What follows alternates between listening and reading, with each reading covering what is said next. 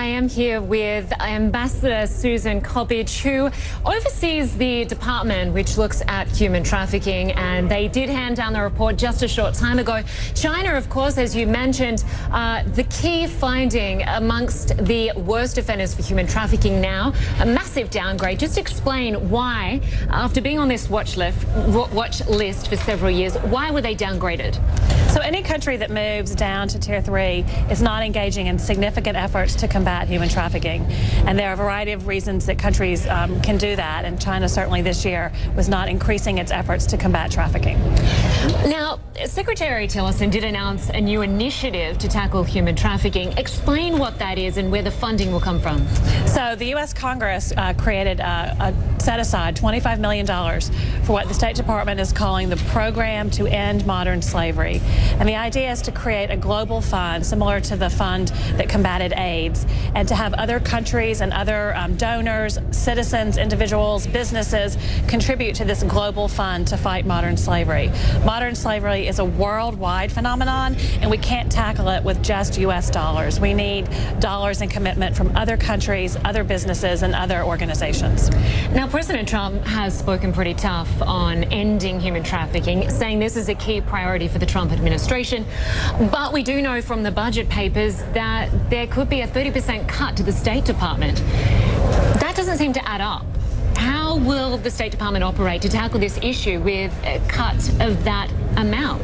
Well, the State Department budget is not finalized yet, and we don't know how it affects various departments. My office is very committed to continuing with whatever resources we have to fight modern slavery. There are always concerns about the integrity of a report when it's linked to the U.S. government and you're ranking other countries, and whether there could be a conflict of interest. We saw in 2015 that Cuba was upgraded the same year that the U.S. Embassy opened in Havana. How do you ensure the integrity of the report? So the report is created under U.S. law, and U.S. law clearly sets out 4 minimum standards that we are to evaluate. 12 indicia come under that 4th standard. And those minimum standards look at things like, is the law sufficient? Are punishments sufficient when someone is convicted? We look at the number of convictions in a country. We look at the number of victims identified and what services they are provided. So there are really some concrete and specific things we are looking at. We're very grateful to foreign governments for sharing that information with us. In addition to getting statistical information from governments, we engage with non-governmental organizations. We read media coverage. We look at all the different reports on what is going on in a country, and we assess those countries' efforts under these minimum standards. It's a very analytical process, and there is no room for political considerations. Now, looking at China, just to give us a sense of whether China was aware that it was going to be downgraded before this report was handed down, and if so, what reaction they had. So as a courtesy to all foreign governments, our embassies in those countries alert the governments the day before that the TIP report is coming out and what the country's ranking will be.